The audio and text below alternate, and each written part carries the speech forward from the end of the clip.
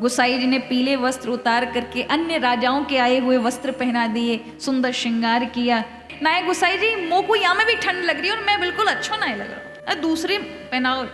गोसाई जी को लगा आज ठाकुर सारे वस्त्र पहना दिए, बस वो चद्दर नहीं पहनाई जो नीचे थी, सब वस्त्र पहना दिए। ठाकुर जी कह रहे हैं अभी भी ठंड लग रही है गोसाई जी, मोह को इतनी ठंड कभी नहीं लगी, तुम और कछु वस्त्र ढूंढ के लेके आओ। हमारे छठीकरा के पास एक भक्त थे, प्रथम दिन में कहानी कथा सुना रही थी उनकी, लेकिन रह गई। तो उनका नियम था कि वो हर ठंड में ऊनी वस्त्र श्रीनाथ जी के लिए बनाते थे। बहुत बड़े सेठ थे और एक बार उनके जीवन में इतना कष्ट आया कि घर में दरिद्रता का निवास हो गया। उनका नियम था साल में ठाकुर जी को सुंदर गर्म वस्त्र उनकी ओर से जाते थे और ठाकुर जी बड़े आनंद के साथ पहनते। उस समय तो उतना प्रचलन वृंदावन में लोगों का था, ऐसा नहीं है कि वृंदावन में बड़े बड़े महाराजा हमारे बाबा जी बन के घूमते थे। जैसे आज आपको बड़े बड़े हमारे साधु संत दिखाई पड़ते हैं ना? हमारे वृंदावन में प्रेमानंद जी महाराज हैं, लेकिन उनके अलावा भी बहुत बड़े बड़े विद्वान महापुरुष, अच्छे अच्छे उच्च कोटि के साधु हमारे ब्रजमंडल में कमी नहीं महाराज।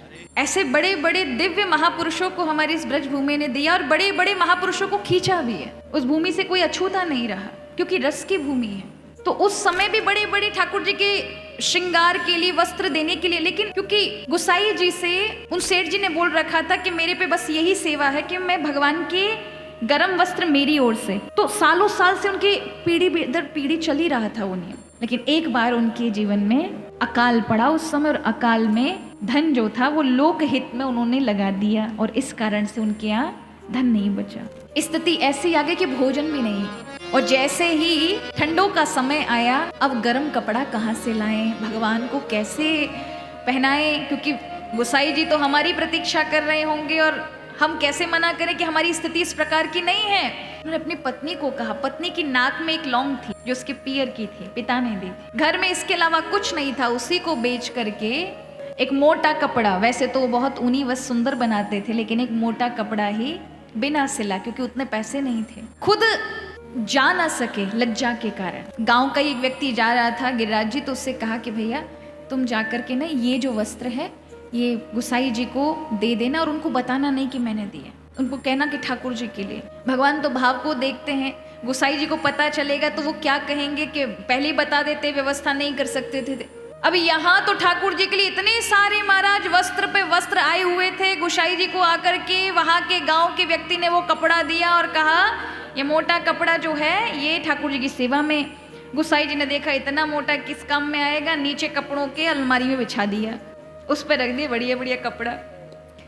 अब ठाकुर जी ने, क्योंकि भगवान तो भावग्राही है ना, प्रभु क्या देखते हैं, गोसाई जी से भगवान साक्षात बातें करते हैं। उस समय भी ठाकुर जी ऐसे बोलते थे, श्रीनाथ जी जैसे मैं आपको सुना रही हूँ, आप मुझे सुन रहे हैं, इस तरह से बोलते थे। आज गोसाई जी ने सुंदर पीले वस्त्र, गरम वस्त्र पहनाए, अंगीठी लगाई। ठाकुर जी कहने लगे बहुत जाड़ो लग रहा है मोकू।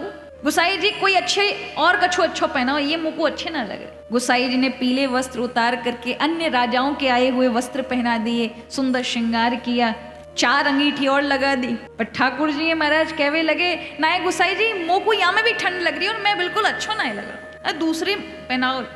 गोसाई जी को लगा आज ठाकुर सारे वस्त्र पहना दिए, बस वो चद्दर नहीं पहनाई जो नीचे थी, क्योंकि वो इतनी सुंदर भी नहीं थी, ठाकुर जी पे क्या ही अच्छी लगेगी। सब वस्त्र पहना दिए। ठाकुर जी कह रहे हैं अभी भी ठंड लग रही है गोसाई जी, मोह को इतनी ठंड कभी नहीं लगी, तुम और कछु वस्त्र ढूंढ के लेके आओ। आखिरकार गोसाई जी ने वो रखी हुई चद्दर ही उठाई और ठाकुर जी के कंधे पे उड़ा दी। ठाकुर जी कह रहे वाह अब बढ़िया लग रहा, अब गर्म, अब लग रहा है कि मैंने कछु पहनो है। गोसाई जी को लगा ये वस्त्र आया किसके यहाँ से है, जिसके लिए ठाकुर ने ये लीला की। आज पूछा गया तो पता चला कि वो सेठ जी की स्थिति उस प्रकार की नहीं थी, तो उन्होंने अपना नियम पूरा करने के लिए ये वस्त्र दिया। उनको सूचना पहुंचाई गई कि आप आइए, आपके ठाकुर का, आपका नियम धारण करने के लिए स्वयं ठाकुर जी ने सारे वस्त्रों का त्याग करके आपकी चादर को ही ओढ़ा हुआ है। आज गोसाई जी ने ठाकुर जी से आके कहा कि ठाकुर ये क्या लीला है तुम्हारी, अरे इतने सुंदर सुंदर वस्त्र दस्ताने आए, हाथ में पैर में पहनवे काजे मौजा आए हैं, सुंदर आपको पहनवे काजे बढ़िया पीताम्बरी बनवाई गई है, धोती बनवाई गई है, और आप या चादर को लपेट के बैठे हैं। ठाकुर जी कहते हैं गुसाई जी आपसे काई छुपाऊं कि मेरे भक्त ने ऐसी अपनी विपत्ति में भी बहुत बड़ी कीमत चुका के मेरे काजे भेजी है। अरे बाकी के लोगों के पास तो बड़ा सामर्थ्य था तो भेज दिया, पर उसने उस समय भेजी जिस समय उसकी खुद की खाने की स्थिति नहीं, लेकिन मेरा नियम पूरा किया। इसलिए इस वस्त्र की कीमत बाकी वस्त्र नहीं कर सकते, मेरे लिए अमूल्य है। तो भगवान किसके भूखे हैं? भाव के ही तो भूखे हैं महाराज।